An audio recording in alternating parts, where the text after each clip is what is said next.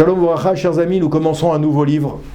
Un nouveau livre de la Torah, c'est un moment extraordinaire. Vous savez, toujours, chaque étape est importante dans la vie, mais une étape de commencer un nouveau Sefer Bamidbar, c'est quelque chose de très très important.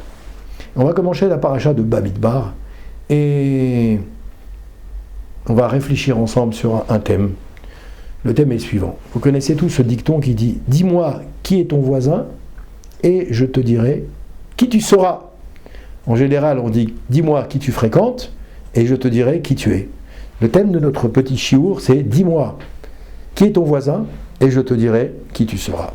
Dans cette paracha, juste pour résumer, pour celles et ceux qui n'auront pas l'occasion peut-être d'ouvrir un chumash pendant la semaine et qui vont l'ouvrir simplement Shabbat, eh bien, qu'Akadosh Baruch Hu, il vous bénisse et vous protège. Et je vous donne quand même un petit résumé de la paracha. Pour ceux qui connaissent déjà la paracha par cœur, je m'en excuse. Les thèmes qui sont traités dans sa paracha sont les suivants. Ils sont au nombre de 5. Premier thème de la paracha de Bamidbar, nouveau livre de la Torah, c'est le dénombrement des enfants d'Israël. Akadosh Baruch Hu va demander à Moshe Rabbeinu une nouvelle fois de dénombrer les Bnei Israël après toutes les vicissitudes, tous les événements qui se sont passés depuis la sortie d'Égypte. Le deuxième thème, très important également, c'est la manière dont était organisé le campement dans le désert.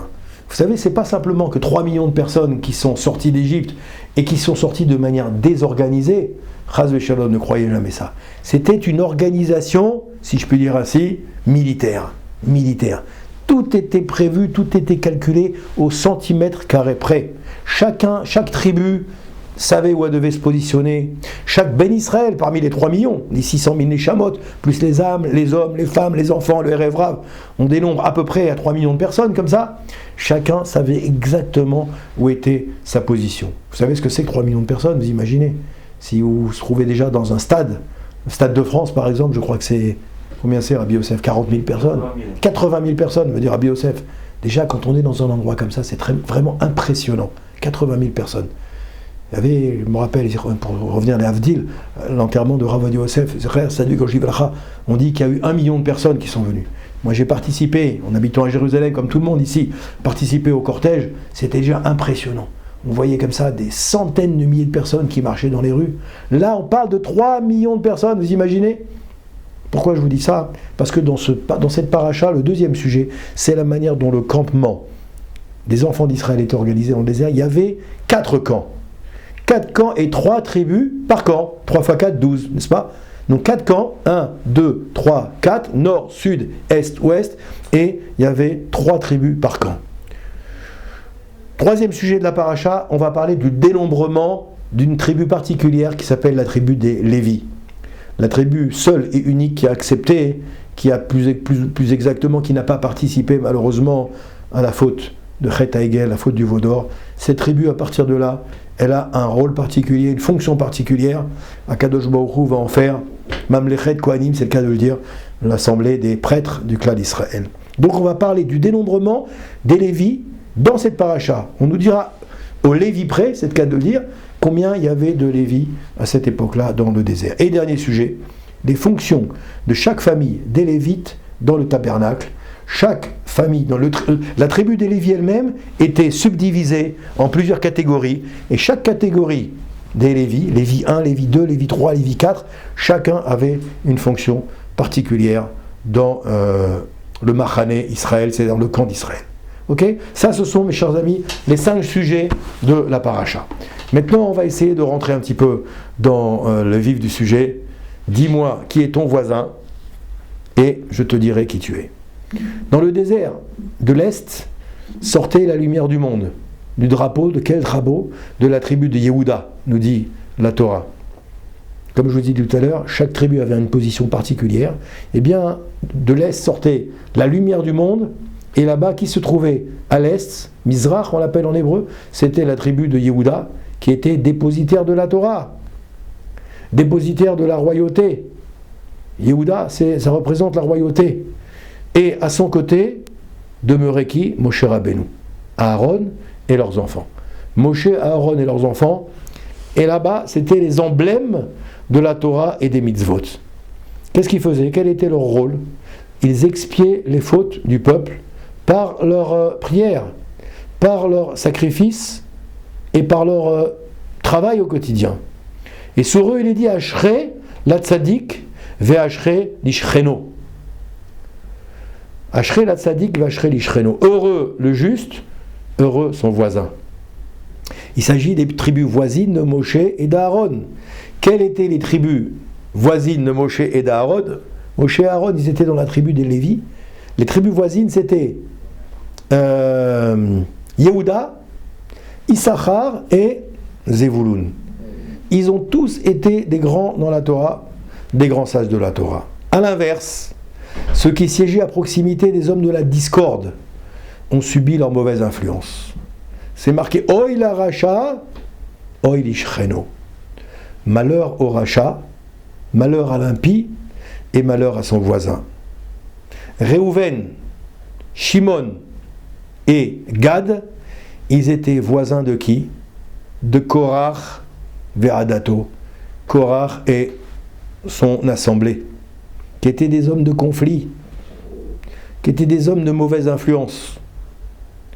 Et 250 présidents du Sanhédrin, du grand tribunal rabbinique, qui étaient issus de la tribu Réhouven, voisins de Korach, ont été avalés par la terre pour avoir participé à la querelle contestant Moshe Rabbeinu et Akadosh Baruch Hu. Le voisinage, mes chers amis, nous dit ici le Rav Kaplan. J'ai également repris une sikha de Rav Yankel Laberger, elle est très très jolie. Il nous dit ici que le voisinage, il joue un rôle fondamental dans ce qu'on peut appeler le devenir de l'être humain. Le Rambam nous dit que l'être humain est une éponge qui absorbe tout ce qu'il y a autour de lui. Si autour de l'éponge, la faculté de l'éponge, c'est quoi? C'est d'absorber tous les liquides qu'il y a. Si le liquide est bon, elle absorbe le bon. Si le liquide n'est pas bon, elle absorbe aussi le mauvais. N'est-ce pas? C'est marqué ici, dans les Pirkei Avot, Nitaya Beli Omer, Archek Mishachen Ra. Ve'al titraber la racha. Ve'al tityaesh minapur anut. Comment on va traduire ça, mes chers amis? On va dire comme ça, peut-être. Le Pirkei Avot, il dit éloigne-toi du mauvais voisin, ne te lie pas à l'impie et ne crois pas que les châtiments ne seront pas appliqués. Rabbi Yonah, un des plus célèbres commentateurs, je crois qu'il a vécu à l'époque du Moyen-Âge comme ça, il explique qu'avant d'acheter une maison, d'ailleurs c'est pas que de lui, tous les rabbins contemporains ont repris ce conseil, avant d'acheter une maison, l'homme doit vérifier d'abord plusieurs petites choses. Et une des choses qu'il doit vérifier, c'est les voisins qu'il y a à côté de la maison sont des bons voisins. Des voisins de bonne composition. Des voisins de bonnes mœurs. A l'inverse, malheureusement, qu'est-ce qu'ils font les gens? Quand tu achètes une maison, qu'est-ce que tu te poses comme question? Au lieu de te poser des questions sur tes voisins, tu poses quoi comme question? Est-ce que ma maison va être spacieuse? Est-ce que la salle à manger va être jolie? Est-ce que l'ensoleillement va être comme ci, va être comme ça? D'accord? Au lieu malheureusement de se préoccuper du voisinage. S'il y a des mauvais voisins, nous disent nos sages, il faut se sauver. Même si c'est la plus belle maison au monde. L'homme qui se lie au rachat, à l'impie, il devient ce qu'on appelle en hébreu choutaf. Mazé choutaf. Choutaf, c'est un associé. Choutaf, c'est un complice, mes chers amis. De toutes les avérotes, transgressions de la Torah, eh bien, c'est peut-être une des plus graves. Donc, malheur au voisin du rachat, car malheureusement, il va être enclin à fauter. Obligatoirement, d'après ce que le Rambam vient de dire, l'homme est obligatoirement influencé par ce qu'il y a autour de lui. Que ce soit du bien ou que ce soit du mal. Que ce soit du tov ou que ce soit du ra. Vous comprenez? Celui qui est aux côtés des Rechaïm est considéré comme s'il avait agi comme eux. On dit d'ailleurs un petit peu plus loin le Rambam. Oui. Pourquoi? Parce qu'ils cautionnent leur comportement. A l'inverse, celui qui est proche des tzadikim, eh bien, même si son comportement n'est pas en adéquation avec eux, eh bien, il va partager d'une certaine manière leur mérite. Comme c'est marqué, Ve'al tityaesh minapur anut. viendra le jour où tu recevras le châtiment des Réchaïm pour t'être trouvé à leur côté. Ouais. Les gens n'ont pas conscience de l'importance du voisinage. Ils n'ont pas conscience de ça. Hachem, qui connaît parfaitement l'homme puisqu'il nous a créés, il a mis en garde. Pourquoi ? Parce que tout seul, l'homme n'est pas capable de sentir ce genre d'influence. C'est pour ça que le Mashguer de Ponievitch s'appelait Rav Yecheskel Levistein, Zecher Tzadik Vekadosh Ivracha. Lorsqu'il était à Petar Tikva, il était directeur d'un cheder. Cheder, c'est une école religieuse pour les enfants de l'âge de l'école primaire, de l'âge primaire. Sa famille était restée seule, était restée en exil. On lui avait acheté un lit qui était facile à assembler. Et pourtant, il a pris le plan pour le monter et on a suivi les directives. Pourtant, le plan, le livre, il était facile, le lit, il était facile à monter. Vous savez, les lits de camp, on met 3 bouts de fer, on met deux trucs comme ça, et on rentre le tissu dedans, et le lit, il est fait. Dans tous les domaines, il en est domaine. Pourquoi le Rav Levistein, il a pris le mode d'emploi pour monter le lit ? Parce qu'il y a un fabricant qui a fait ce lit-là. Et le fabricant, dans le mode d'emploi, il te donne les meilleures recommandations. C'est pareil pour l'être humain, mes chers amis. L'être humain, il pense qu'il peut en faire qu'à sa tête. Je n'ai besoin de personne, je me débrouille tout seul. Eh bien, c'est pareil que si tu ne veux pas prendre le mode d'emploi d'un objet complexe que tu viens d'acheter, et tu dis je me débrouille tout seul. Eh bien, mon cher ami, tu as 90% de chances, pas 90, 99% de chances de casser l'objet que tu vas acheter. De l'abîmer, forcément, parce que tu n'as pas pris la peine de suivre le mode d'emploi. L'homme, qui est la machine la plus sophistiquée de la création, ne peut pas espérer réussir dans la vie, nous dit le Rav Aryeh Kaplan, sans son mode d'emploi qui est la Torah. C'est elle qui nous indique ce qui est bénéfique pour l'homme ou ce qui est destructeur pour l'homme.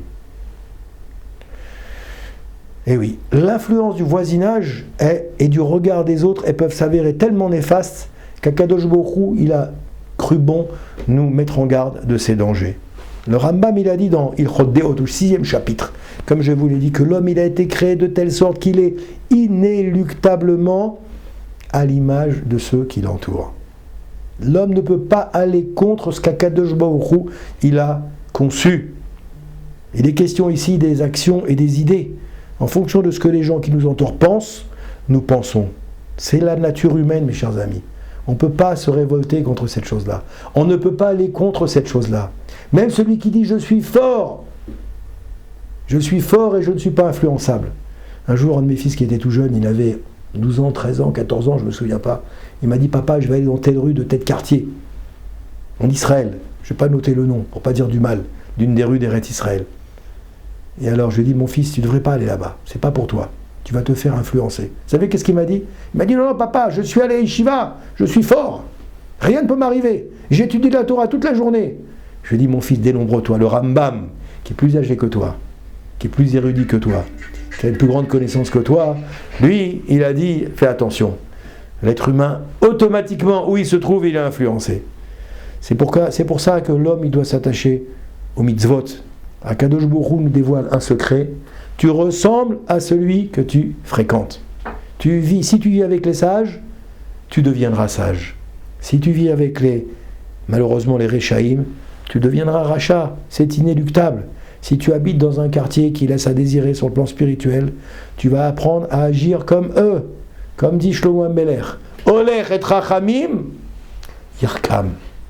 Celui qui côtoie les sages, il devient sage. Si vous cherchez la source, mes chers amis, c'est dans Michelet, chapitre 13, le livre des Proverbes. C'est pas moi qui l'ai écrit.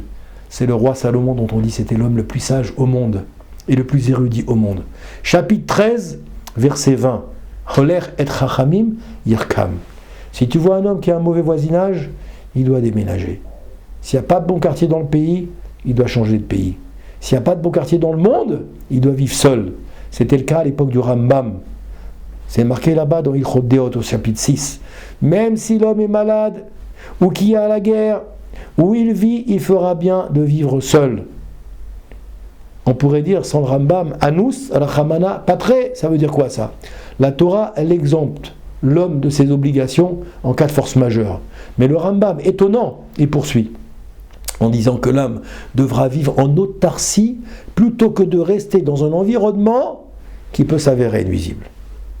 De même, si l'école est obligatoire jusqu'à un certain âge, et que le père pense que ses enfants seront en danger dans cet établissement scolaire, eh bien il devra prendre toute sa famille et fuir dans le désert de Gobi, s'il faut, au milieu des chèvres, plutôt que de laisser son fils dans une école qui n'est pas une école où il va avancer positivement dans la vie, où il va apprendre des belles choses dans la vie, où il va se construire dans la vie.